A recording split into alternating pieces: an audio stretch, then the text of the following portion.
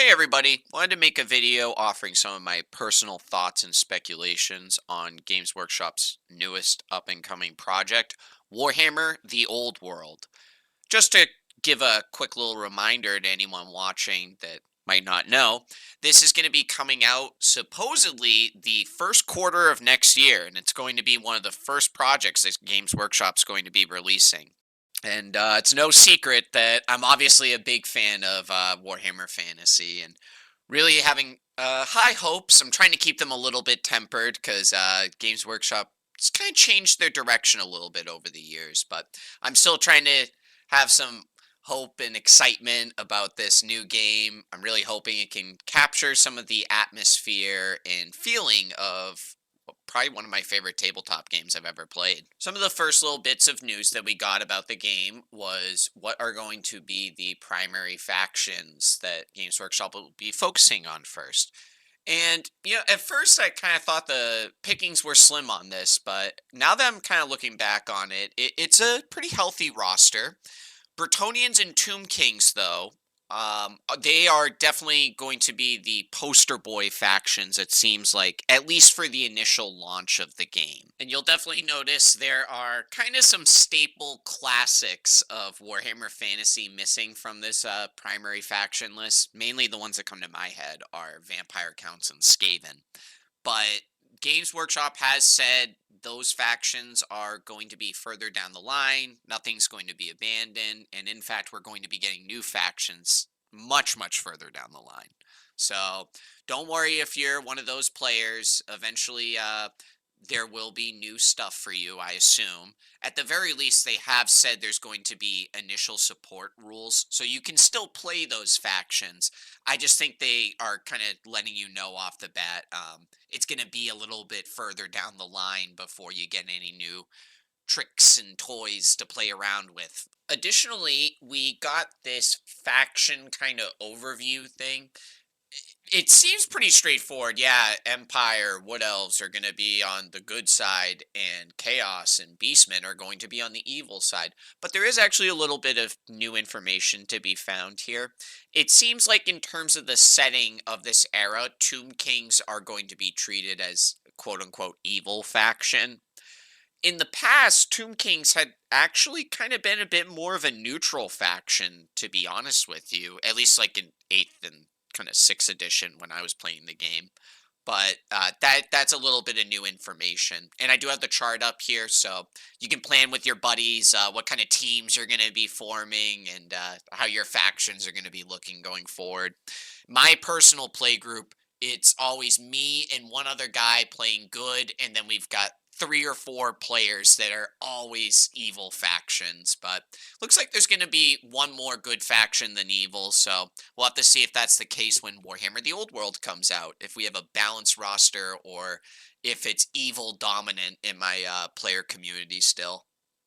I am always a big fan of concept art. A bit of my background, I draw a lot and a little bit of digital art and stuff as well. But yeah, love looking at concept art. And this was some of the first stuff that Games Workshop released to us before any minis or information on the rules. So I think it's important to look at. Additionally, a lot of these units are going to get featured in either previews of armies or new releases. So I think it's worth looking at them and just getting a refresher because this is probably stuff that's definitely going to be at the forefront of re-release or going to be getting new sculpts and alternative kits. So just looking at the images here, obviously a lot of Bretonians, a good amount of Tomb Kings, a little bit of Empire and Orc concept art as well. So entirely speculation on my part.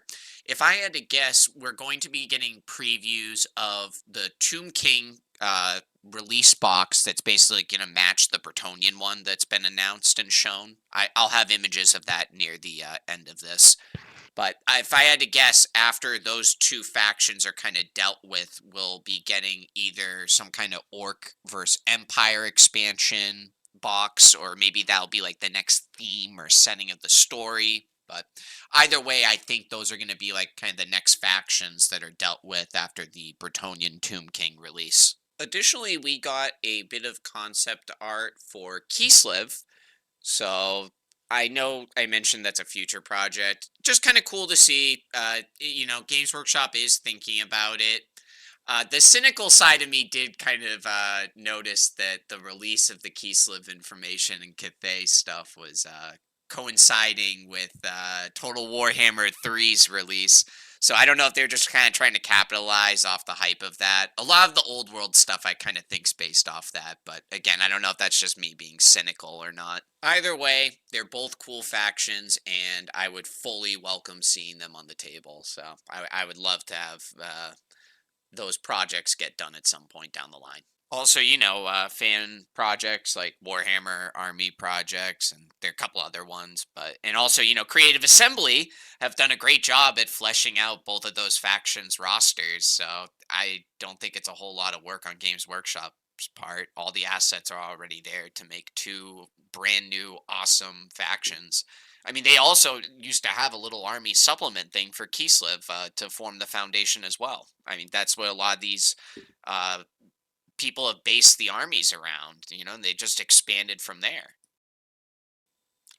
After the concept art, we got these little teasers of bits and pieces for potential kits that are going to be coming out for Warhammer the Old World. These are again worth looking at because we actually haven't seen all of the bits and pieces on minis yet.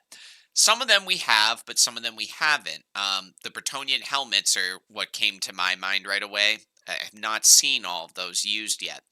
I don't know if this is because these are early on concept images or models that were made and they didn't make it all the way down the assembly line. Or what I actually suspect is these are all of the alternative versions for hero kits. The melee weapons, I'm not 100% sure on. Those might be for the knight kit. But yeah, these helmets and then the Tomb King weapons, I think those are alternative bits and pieces for the heroes that will be released further on down the line. Again, we'll see images of those when we get to the miniature section, all the new minis that are coming with the old world that we've seen so far. So after all the previews, Games Workshop gave us a little bit more information on what was going to be the mainline story of this prequel era. And it seems like it's definitely going to be about some kind of Bretonian crusade going into the Tomb King deserts. I personally think this is a really awesome campaign idea. I always love Bretonians versus undead. Normally, I'm a little bit more of a fan of Bretonians fighting the vampire counts. I think it's just so thematic in so many ways, especially when it's like a blood dragon or Muslin, like corrupted Bretonian knight army. So cool. But anyways, I'll take Tomb Kings. That's no problem at all. Additionally, I'm drawing a bit of a blank on her name. I believe it's Raponce de Lioness. I think from Total Warhammer. She's also an actual mini. I've never owned her, played with her rules or anything like that. But there's this whole campaign centered around the Bretonians doing exactly this, going on a crusade in the deserts and fighting the Tomb Kings. And I loved that campaign. It had this great kind of mechanic tied to it where you're in the deserts and water is a scarce commodity. So you either need to replenish your like water reserves when you get to villages and stuff that are set up along the coastlines, or when you like find oasis areas like deep in the desert. And my imagination's just kind of thinking about like writing this whole campaign out with like Bretonians having to like factor that in and marching across the desert and the beating heat and stuff. And it has so many actual like kind of historical nods and stuff you can make to this fantasy thing. And I absolutely love it. So I'm really excited about this setting. Obviously, Bretonians and Tomb Kings are also two factions that in the past have kind of been on the lower end of the power level and, all that stuff. It's no secret that a lot of people felt like they were kind of neglected factions when it came to 8th edition. Bretonia's never even got a 7th or 8th edition rule book, so, incredibly limited roster. I think they kinda do deserve, like, some new minis, obviously a little biased, I do play Bretonians, but again, it's been a long time, I think they deserve it. I think Tomb Kings were also given kind of an injustice with they had new minis and stuff, but they didn't really have the best rules, and they kinda suffered for it, and they definitely had trouble competing in more serious competitive tournament settings of Warhammer Fantasy. So I'm really glad to see both these factions getting some attention from Games Workshop and some new minis as well.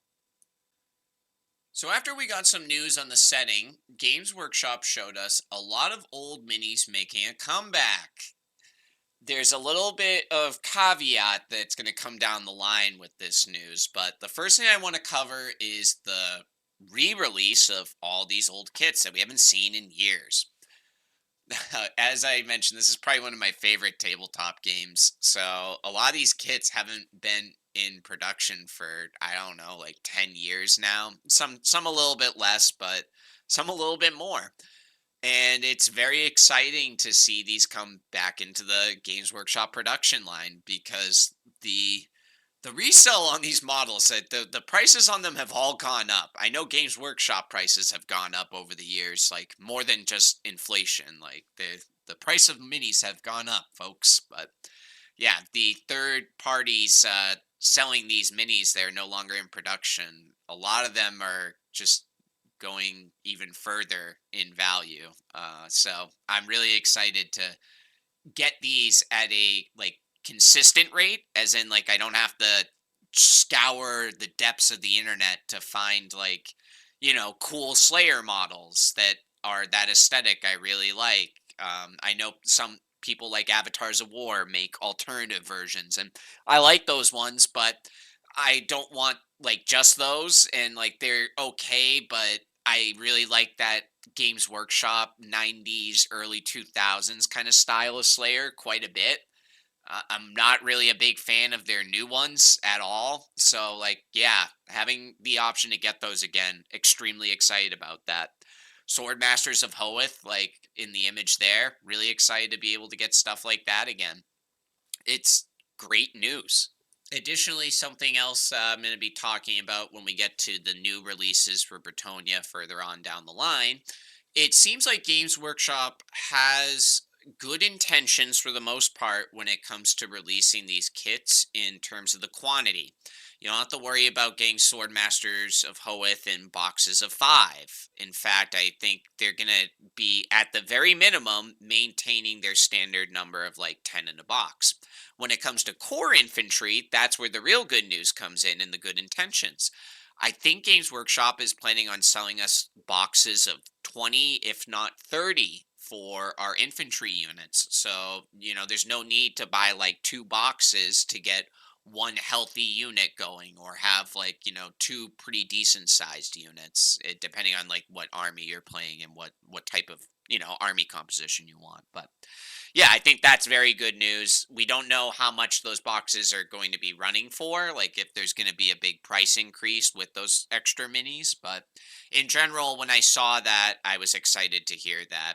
They used Bretonian bowmen as an example. Instead of like buying 18 or 20 in a box, it's going to be 30, which is a great number to have. So, really excited about that. With 30, you can run two small units or you can have one healthy unit. So now comes the bit of a caveat with all these new releases. And I'm going to try to be as open minded as I can with this, but Games Workshop has not really officially announced, but at least shown in all these preview images and the new images of Bretonians that the base sizes are going to be changing on the minis. And I see this question being asked all the time in the community groups. We don't know what the sizes are yet. Don't go out and resize all of your stuff based on speculations, and then that ends up being the wrong size. You're just going to make twice the amount of work for yourself.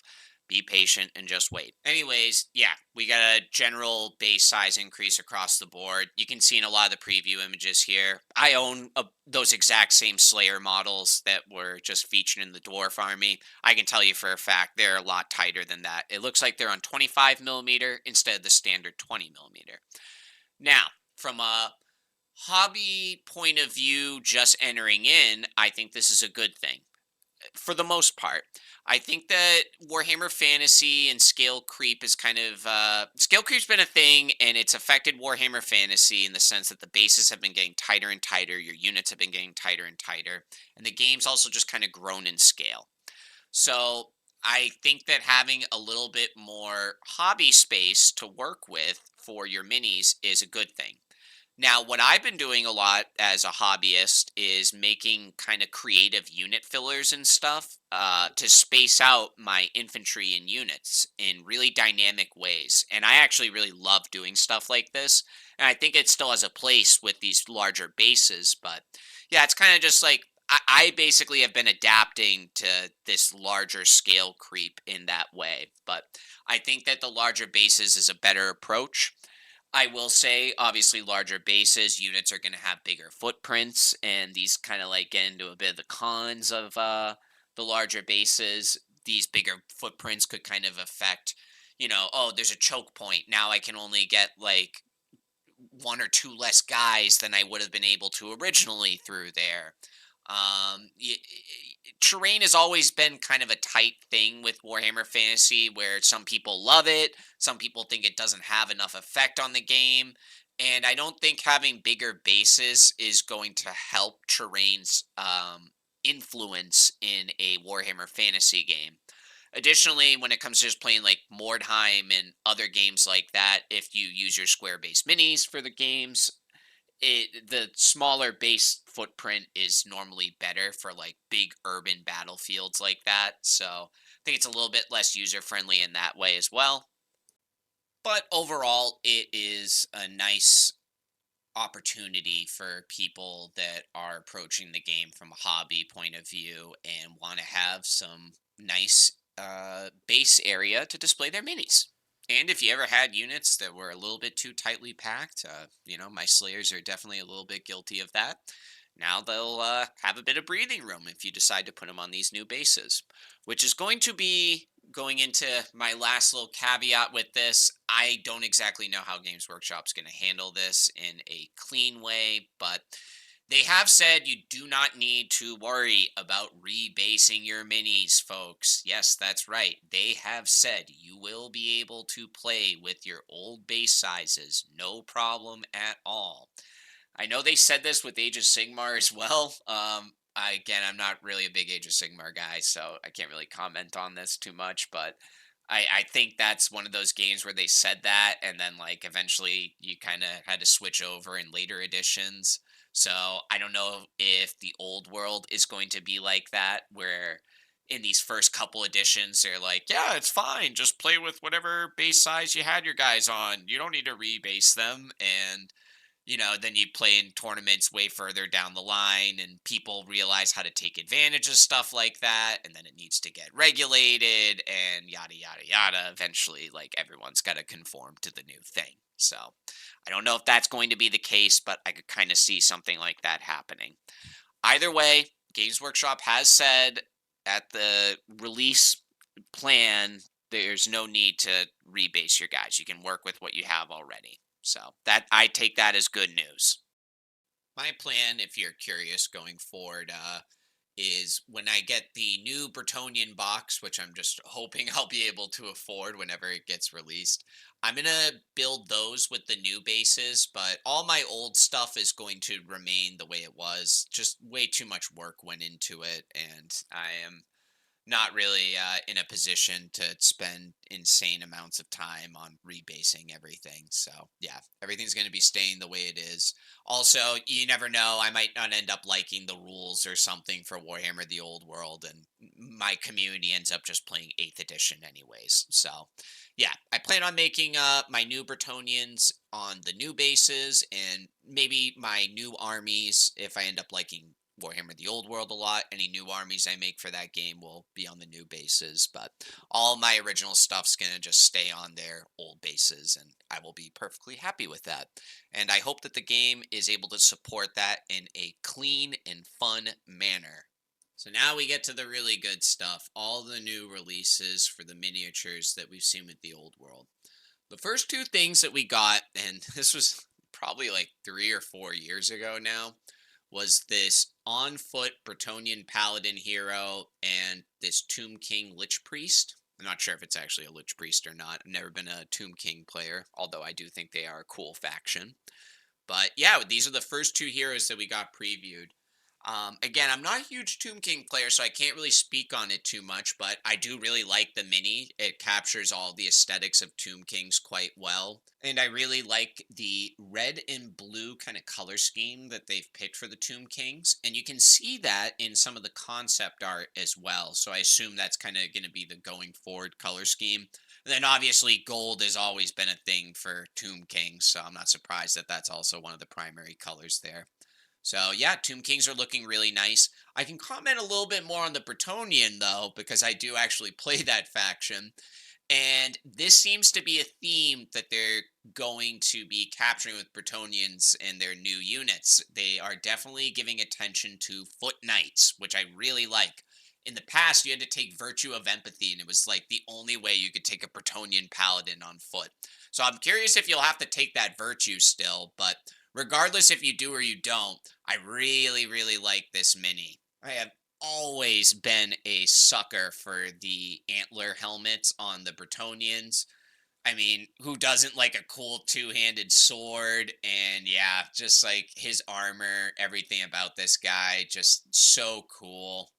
The confrontation with the green skins as well, the little like decapitated head on the ground, and like the history that's kind of there. I think all that stuff's pretty cool. You could also probably swap that bit out pretty easily for whoever your rival faction happens to be. If you're playing against Beastmen, or if you're in a big bitter war against the Tomb Kings, I could see swapping that headpiece out for something like that. That could be really cool.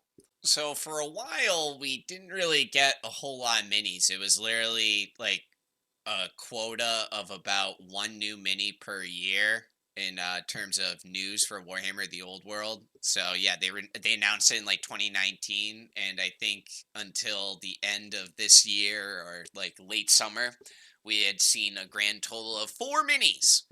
But we did see what I'm assuming is going to be the new Fey Enchantress for Bretonnia.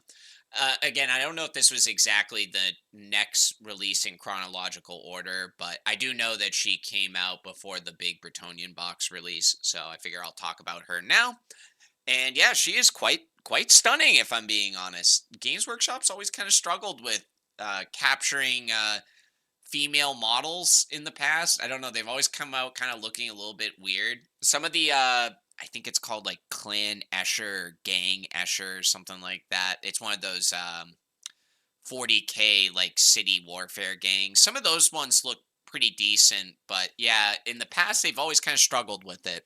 And I'll show some of the older models for the Prophetess and the Fey Enchantress that they've had in the past. Some of them look okay, but I think that this one is definitely a step or two above, if I'm being perfectly honest, in terms of capturing the aesthetics. The only thing I can kind of find a comment on is maybe the horse is a little too big, but I mean, it's a unicorn, so like, I don't know. It's a mythical creature, Cam. It kind of makes sense that it would be big. So, I think that one's fair to say, nah, that makes sense. But I just look at her and she's pretty dang tiny. But horses are really big, and I think people often misunderstand how big horses can actually be, especially like a war horse. So, fair enough. But the, this is more the paint job, I think, than anything. But I don't know why. I find the horse's face a little bit scary when I look at it. I think it's like the pink and white thing that it's got going on there. But yeah, I don't know. It just doesn't quite read as like a noble, graceful, kind of majestic unicorn. It looks a bit more like a unicorn that wants to mess you up and murder you real bad, which is kind of Warhammer to a T, like that classic fantasy grim darkness. So maybe again, you could say I'm wrong on that, and that's fair enough. But yeah, I am excited about this mini as well. Something to comment on though is I believe this is going to be a Forge World resin mini, which means it is going to be expensive, and I'm not excited about that part at all. I mean, you will probably only need one of these, which is the good news, but again, I'm not excited about having to spend like 60 or $80, which is my speculation price on how much that's going to be. So, yeah. After that, we got this mounted Paladin BSB release. Pretty cool model. Some people in the community group have mentioned that the knight's lower proportions, like his legs, maybe his arm, feel a little bit off in terms of scale to the horse. I don't know. It's always been a little bit weird, and Warhammer's got like that heroic scale thing going on. I will say, looking at my Bretonnian knights, it does look like the legs go a little bit lower on them. So yeah, they might be right on that. But overall, I think the mini looks pretty good. I like the headpiece. I like the banner and everything. I will say the old BSB actually was a really nice model. Like the banner itself was quite good looking, had a little bit like of a grail engrave kind of on it, so you could paint it really easily, and it just like came out naturally looking really nice despite like me having like, kind of middle of the road painting skills and stuff. But anyways, I do like this mini. It is showcasing to that black and red color scheme that we've been seeing in the concept art and a lot of their new minis. I don't have the names up in front of me, but it's kind of confirmed this is one of the color schemes for the Bretonnian dukedoms during this time era. They seem to be going with this more uniformed color scheme for the armies instead of unique heraldry for each guy, and like that unique color scheme that you kind of got, like each mini having its own thing with classic Bretonians. But I don't know. I think both will still have a place, and you can kind of do whatever you want. And I do like this color scheme. Also, my Bretonians have a black and white kind of Teutonic order color scheme thing going on. So I've never been like too opposed to like the uniform color scheme. What I like to do is have that sense of uniform color, and then normally wherever there's like the shield indentations like on the horses, I'll do unique color scheme heraldry and stuff in those areas to give the knights their sense of individualism. But yeah, the only other thing I can find a comment on with the mini is the Morning Star is a fun weapon, and it's kind of uniquely seen in Bretonians, like they actually had a magical item back in the day. It was like called like the Morning Star Francis or something like that in their rule book. So yeah, it's kind of a unique Bretonian item. I am glad to see it here, but I will say I've never actually been a huge fan of using them in my army. I'm more of a sword or lance kind of guy, so I am hoping that there are multiple options with that kit in terms of what weapon I'll be giving him. The next preview we got is a bit of a hefty one, and I gotta say I'm pretty excited about this one in terms of the rider more than anything. We got a mounted character on a Pegasus for Bretonians again, obviously. But I say character because I don't know if it's going to be paladin or just lord or duke. They've kind of mentioned that you have this like new Bretonian lord option instead of a Bretonian duke. So again, I'm not really sure if this is just for heroes or if this is meant to be for your lord characters or what, but it's meant for your characters regardless. And I like the versatility that this kit seems to be offering. You have this first version here, which just seems to be your traditional heroic knight, with a helmet, lance, shield, probably more of a paladin than anything, but yeah, he's kind of like your baseline hero. Then they have another version of this kit where you can run him as your BSB. Now I gotta say, I don't know how I feel about a flying BSB in terms of its tactics in the game. I guess you can get him where you need to quick, but I feel like he's pretty easy to pick off. So strategically, I don't know about it, but I like the model and I like the way it looks and everything. And I also just like having that option being a thing. I think the more the better in terms of that. So I think that's really cool. And again, they showed this like kind of final version, and I don't have the exact text in front of me here, but they kind of mentioned him being the Bretonnian Lord option, which like seems like a step above being a duke in my opinion. But yeah, so that's pretty cool. The only thing I got to say in terms of not really criticism or just my thoughts on the model is the Pegasus itself, like the barding and some of the minor details, like the kind of mane it has on the top and some of the ends of the feathers, that stuff looks better than the old one, sure. But I don't know. Overall, I just kind of look at it and I'm like, okay, this is 20 years further down the line and it doesn't really look that much better. Like the horse, I'm just talking about the Pegasus, not the rider.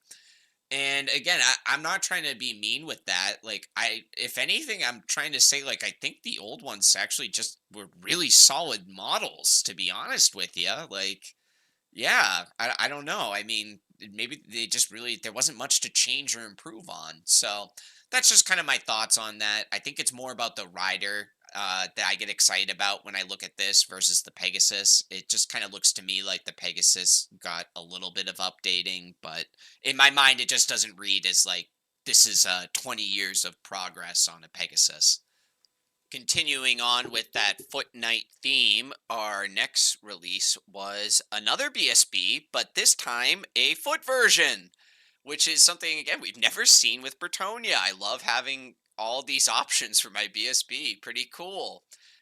And again, too, I'm asking myself, do I have to take Virtue of Empathy like with this guy to like have him on foot, running around with this BSB? I don't think so. I feel like they're going to change the way that works with this older era of Bretonians, which I'm kind of all for. Again, it's something that was missing in the roster, and I will welcome any day. And it used to be there too. You used to have like man at arms units and like foot squires and stuff like way back before sixth edition Bretonians.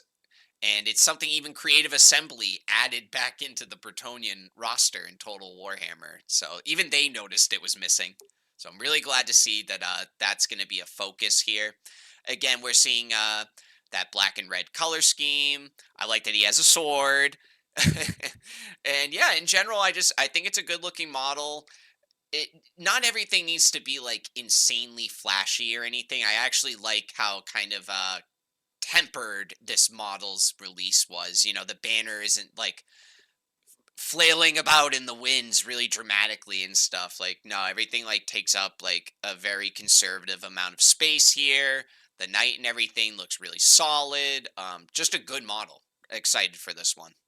And then we got a lot of information all dropped at once. And I'm going to save kind of the bigger stuff for last and start with the smaller bunch that was announced with believe it was like Warhammer Fest or something like that. I was watching the Twitch stream for it. Anyways, of all the big stuff that they announced there, this was definitely the smallest. This is going to be your damsel or perhaps a prophetess on foot. But yeah, this is going to be your general purpose kind of caster for Bretonians. And yeah, I don't know, kind of harkening back to what I just said with the foot BSB. I do like how tempered and kind of conservative the model is with base spacing. It looks like she'll rank up really easily in a unit, and yeah, she doesn't have like a huge foot space on the table. I like all of that stuff. The model itself, I don't know if it's just the way Games Workshop painted it or just the lady, but it's just like not really doing it for me. I just really don't find it too aesthetically pleasing.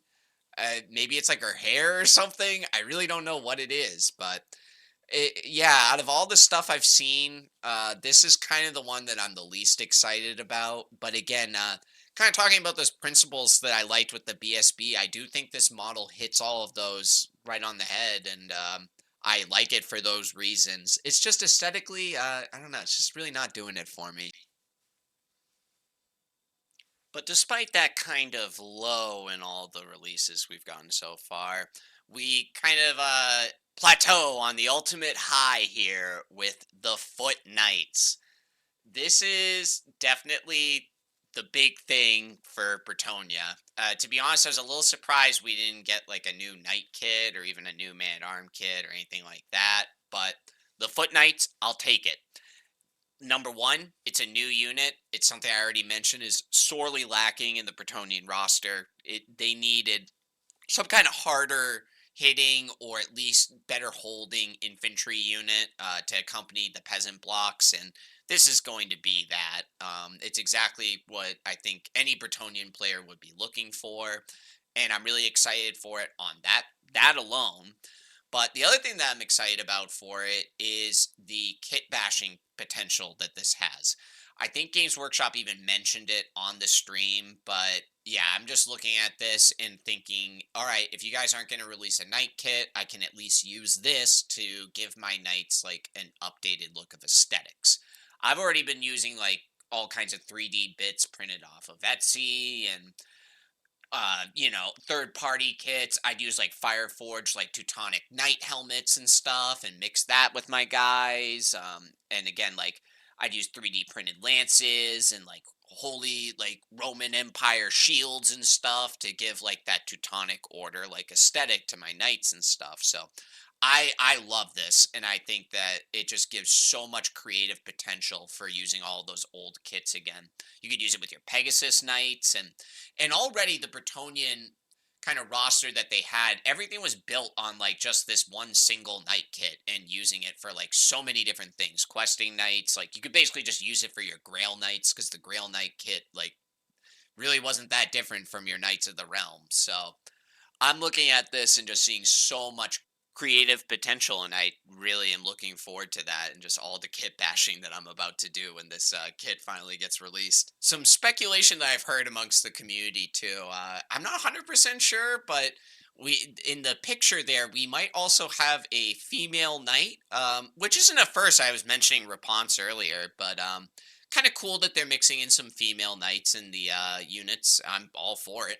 I don't play 40K anymore, but I used to play Sisters of Battle or like Witch Hunters. I think they were like Witch Hunters back in the day. And then you had like Grey Knights and Sisters of Battle together in like one codex, something like that. But yeah, anyways, I used to play Sisters of Battle. I really like their whole aesthetic design, and people have even kind of mentioned some crossing of aesthetics going on with this kit and the Sisters of Battle plastic kit that Games Workshop released. And even though I don't play 40K anymore, I still like the way those models look. And yeah, I don't know. I'm not really too opposed to those styles merging together. As long as we do maintain the identity of Bretonians being Bretonians. I don't want like this faction to turn into like Sigmarines, you know what I mean? Like they're gonna be like the sister Marines or something like that. It's a cool thing, and I like it, and I wouldn't mind seeing a little bit more of it, but don't just go full 40K with this, okay? Like I still want Warhammer Fantasy to be Warhammer Fantasy. Additionally, we are going to get the option to run this unit with Sword and Shield or with Great Weapons. And I already told you earlier, I'm a sucker for two-handed swords. I think those are always really cool. So I might end up just choosing the Great Weapons because I love like Great Weapons. But I don't know. Sword and Shield might be the more practical option. I feel like I think this is kind of a unit you want to be like holding the line, and they'll hold long enough for your knights to come in on the flank and clear everything up, but we'll see. The only nitpicky kind of comment I got to make about this unit is some of the helmets I have a mixed feeling on. Earlier, when we got the preview thing, when I was talking about all the bits, like way, way earlier, I loved the way all of those helmets look. These ones, I like the way the champion's helmet looks with the like winged eagle. And there are a couple other ones that look okay, but some of these, I gotta be honest, they look like kind of a mess. I don't know. I definitely will not be using those ones, or I don't know. Maybe I'll put it on a peasant because I think it looks funny. But yeah, some of these helmets, I don't really know what's going on with them. Additionally, the tabard kind of guy with the like blue lady helmet thing. I don't know. Tabards don't look bad, but like he just like kind of looks like a weird mini. I don't know. He looks a lot better with the great weapon version built out. It might just be the helmet that, or the like little top piece of the helmet that's kind of throwing me off. But yeah, just looks like a weird mini. Probably gonna build him a little bit differently when I get the kit. The last thing is I do like the banner that this unit has. I think it's very different. Cool idea, but I am hoping that it comes with a couple of different options. And this is something that we normally did get with banners. I can remember a lot of kits coming with like two or three different banner options. Because I think about having a couple of these units on the board, and I wouldn't mind one of them having that type of banner, but all of them having it, I don't know. I kind of think that's a little bit weird as well. So kind of hoping that we get a few options on that. But overall, I think this is a phenomenal kit and it's a great foundation to modify that already like foundational kit that they're still going to be continuing to use with the re-release of Bretonnia. So at least this gives us a lot of different options for how we're going to build our knights up your second, third, or fourth time around here. And that about covers all of our new releases that we've gotten for Warhammer the Old World so far. Obviously, we need to kind of see the opponents of these Bretonians in this new narrative setting. And by that, I mean the Tomb Kings. And I suspect we're going to be getting at least like two or three big kit reveal, probably one or two kits, and then four or five heroes or so to go along with them. And then in addition to that, all the old stuff that will refill the army roster. So I'm excited to see all of that. I probably will be playing Bretonians because I'm really excited for them to get a bunch of new stuff. But I'm really hoping that the Tomb Kings get a chance to shine and they're going to be good competition and the game's going to be well balanced because, yeah, I don't want to be playing against Bretonians in every single one of my matches. I want there to be a bunch of Tomb Kings to play against as well. And for the game to be balanced for both sides. So, yeah, I'm excited to see all of those models and hopefully they'll be coming out soon. I suspect we'll be getting previews for them at the very least in the next couple of months because Games Workshop already announced that the old world's coming out, first quarter next year. So there's really not too much time left to be previewing all these new Tomb Kings. So I'm excited to see that. And if I have the time, I'll try to make a video on it, but no guarantee on that. Just a couple of little notes I'd like to make about some stuff they were talking about with Bretonia. The Lance formation is going to be going back to, I think it's 5th edition. Definitely not 6th edition, because in 6th edition, you're going 3 wide on your lances. So, yeah, we're going back an edition on the Lance formation. I think aesthetically, this one looks way better. It's way cooler. I will say I have to make some new movement trays to accommodate it, but yeah, I think it's a good thing as well in terms of gameplay. You are a bit thinner. It does allow you to maneuver a little bit easier in the front. Your charge arcs are going to be a bit more narrow, so it's going to be a little bit harder getting people in that perfect charge arc now. My concern with it is though, once you kind of go above that initial like 6 or 7 nights that they have there, and you start going to like the 10 plus territory, it becomes extremely awkward and wide to like kind of maneuver that, and the ease of play kind of becomes a lot harder to be running units like that.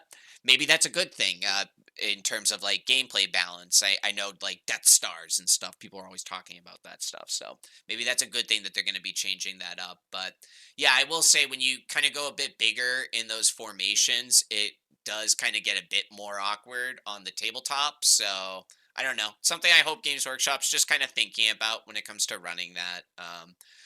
Either way, I do think it looks really cool, and I'm excited to be running it in the new edition.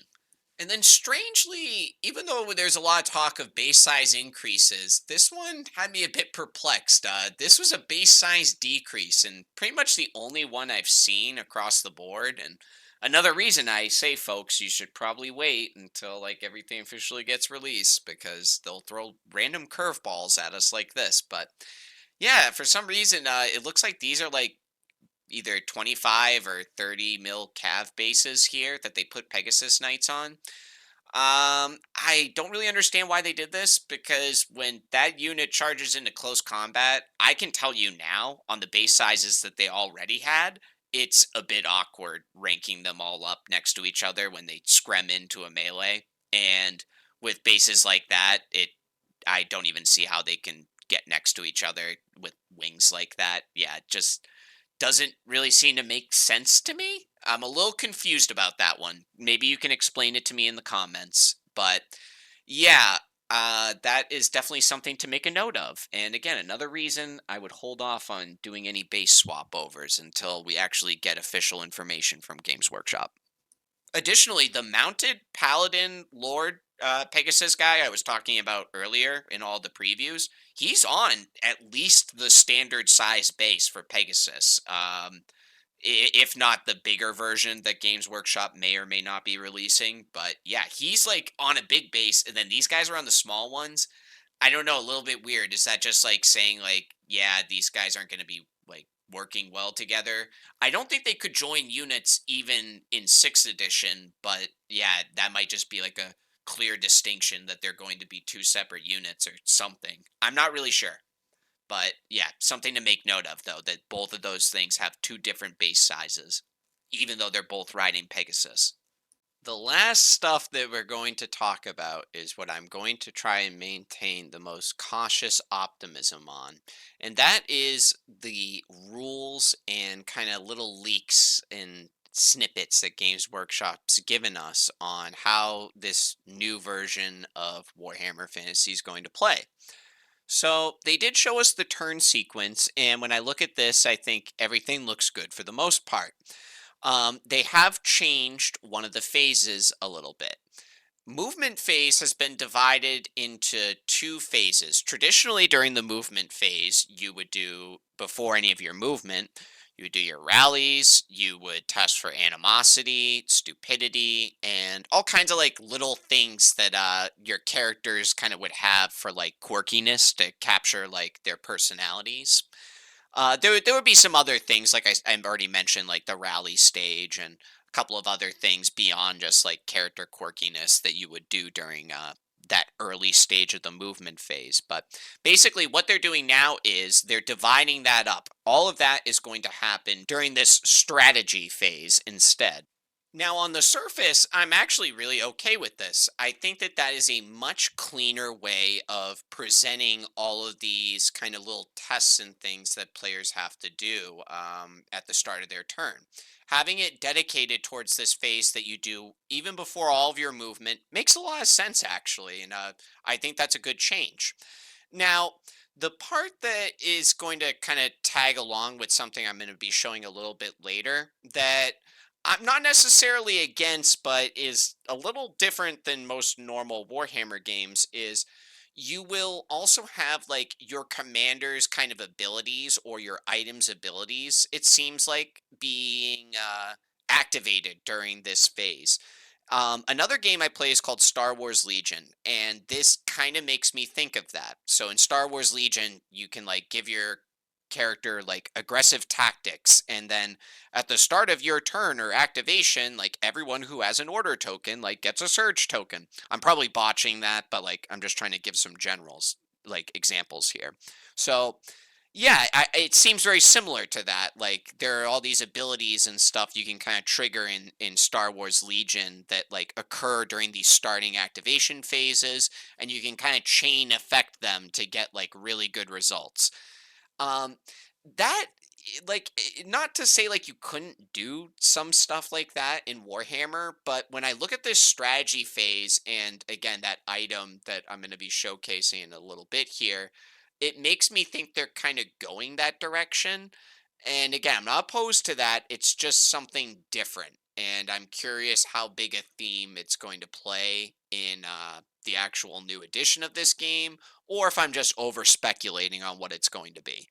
The other big change is the magic phase, or the lack thereof, as in, yep, there's no magic phase. So, traditionally in Warhammer Fantasy, you do all your movement, and then you would have a magic phase, and you would. This depended on what edition you were playing. I'm just going to use 8th edition as an example. I'll try to give like the sixth one as well. But in eighth edition, you would roll two dice and you would see what the winds of magic gave you. You could try to channel with your wizard, and you would build up these pools of dice that you could allocate towards what spells you wanted to cast. There would be risks of if you threw too many dice, you could have a miscast or irresistible force. Sometimes you actually wanted that because then the opponent couldn't dispel you. But again, it came with risk. Your wizard might get sucked into the warp and never be seen again. So yeah, there was a lot of strategic play with it. And in sixth edition, it was something very similar. Seventh, I'm kind of blanking on right now, but I did play it. But in sixth edition, it was more your wizard level would generate that amount of dice, and you could also use items and stuff too. Not to say you couldn't in eighth, but yeah, you would still generate like this dice pool based on your wizard's power capability, and then do the same thing. Try to allocate dice, and your opponent would have his D spell pool, and he would try to allocate dice towards, oh, I really don't want this undead guy getting invocation off because then he's going to resurrect all these guys I just killed, and I'll never be able to progress in that combat. You see me talk about this in my battle reports. It's honestly one of my favorite things in Warhammer Fantasy. It has some problems. I think some of the level 6 spells in 8th edition, for example, are a little bit too broken and can just ruin games that you spent an hour setting up. But other than that, I do think magic is pretty dang awesome in Warhammer Fantasy. And yeah, I'm a little concerned, if I'm being honest, not seeing a magic phase. I know 40K kind of has something similar to this, and people, I think, like that, but I don't know. Fantasy is fantasy, and magic's kind of a big thing. I know, like, psyker powers are there in 40K, but I think magic's a little bit more of a bigger theme in fantasy, and yeah. Instead of having a magic phase, you're going to cast all of your buff spells and curses basically during that starting strategy phase, and all of your damage vortex spells will be done during the shooting phase. Again, I'm not opposed to this, and I can see like some benefits with it. Oh, okay, I got my buff spells off at the start of the turn or the curses, and now I can kind of strategically plan my turn a little bit better here instead of already committing your movements and then praying you're going to get that spell off. I think both options are perfectly fine, but I'm just saying I can see some benefit with this rule change. Additionally, the way spells work for the most part seems the same in the sense that there's a casting value and you're going to have to be able to equal or exceed the casting value in order to have the spell's effects occur during the game. So that seems the same. And I'm not necessarily opposed to the magic being broken up between these two phases. So what's the problem, Cam? The problem is I don't know if there's any counterplay to it at all. I don't even know like how the dice pools work for these magic phases, which is why I'm going to try to be a little bit reserved about this. But yeah, what I mean is I know in at least the first or second edition of Age of Sigmar I played, like my opponent would cast spells, and I really didn't play this game that much, but my opponent would just like cast some comet spell or like some brazen skull spell, and he just roll some dice, and if he got the spell, it went off. If he didn't, it didn't go off. Kind of like Mordheim, but this isn't Mordheim. This is bigger scale, more strategic kind of elements going into play, I'd argue. Anyways, if he got the spell off, he'd just roll some dice and he'd say, "Yup, you take 3 mortal wounds, you lose 3 guys," and that's that. And he could just do it how every turn, and there was no real counterplay or like strategic elements involved at all beyond did he take the model or didn't he take the model. And I gotta be honest, I think that is incredibly lame game design, and I am praying that we do not see that in this game. I don't think Warhammer Fantasy has been like that in any of its editions. It's always had some kind of strategic play between despelling and casting spells and how valuable it is to get that spell off, and then there also being some inherent risk in casting magic in Warhammer Fantasy because it's kind of unpredictable and uncontrollable. So I don't know. Basically, I am praying that that stuff is still there and we are not going to just get some watered down crap like I played in whatever edition of Age of Sigmar. I am really hoping that that is not the case.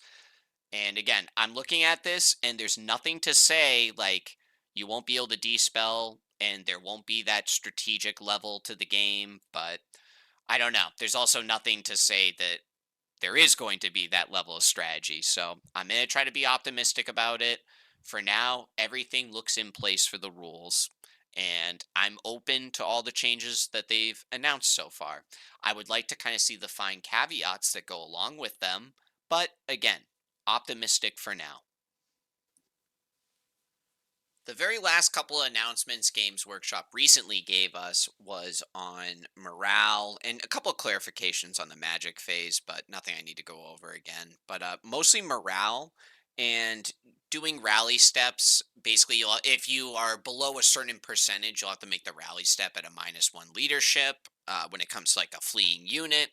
And I believe if you're reduced to 25% or less, you basically are going to need insane courage to rally. These changes are pretty similar to what I've been playing with in 8th edition. I'm not really opposed to any of them, to be honest with you. And again, it's kind of hard for me to speculate on them because, like, I don't know, like, if that -1 leadership is going to take effect on your combat res, like, during a melee. Like, does it not take effect if the other unit's reduced to 50%? Because, like, you guys are both whittled down, like, a lot. Like, I don't know. So there's some speculation that I kind of have on that. But overall, I think that those rules on the morale changes that were kind of announced at the last minute here seem a-okay with me and kind of just seem to be reflecting a slightly updated Warhammer Fantasy battle, like the new edition. And yeah, I'm cool with them. So a lot I would still like to know about this game for sure. Do you pre-measure everything? Do you just charge double your movement value, or do you roll 2d6 and then add your movement? How does this magic phase work? Do I have a dispel pool, or do spells just automatically go off? Do units have point values, or am I just like working with pre-built loadouts? Oh, God, I hope that's not the case. But anyways, yeah. Are there percentages and like restrictions on units, and like you have to meet certain requirements to field armies, or is it going to just be like most modern day Games Workshop games where it seems like you can just literally take anything you want and just put it on the table? Yeah, these are all things I would love to know before really getting fully hyped up for Warhammer the Old World. But again, I look at the models, looking at the rules and everything they've kind of presented to us. I don't think there's any reason to be negative about it. I'm excited for this game. And I'm hoping for the absolute best. At the very least, I'm going to be getting a bunch of old models back in rotation again, and being able to purchase those will be fantastic. So, yeah, uh, nothing but excitement on the horizon, and I'm hoping for the absolute best when it comes to Warhammer the Old World and all the rules for the game. Hopefully, I'll be making a bunch of brand new battle reports next year, and they'll all be featuring this brand new game and flashy, new, beautiful minis with a new Bretonnian army to accompany them. I really look forward to that and all of the hobby potential that's coming forward with getting these minis. I can't mention enough how excited I am. But anyways, I've rambled on enough here, folks. I hope you found the video informative. I've tried my best to cover absolutely every little bit of old world news that we've gotten so far. I tried not to go too much into speculation amongst the community groups. I do think people have been pretty spot on with a lot of the stuff they've been saying, but yeah, I don't want to misinform anyone. And if there's anything I did get wrong, please let me know in the comments, and I'll try to post something and correct myself in future videos or in the comment section of this video. Anyways, folks, have a great day. Talk to you later. Bye bye.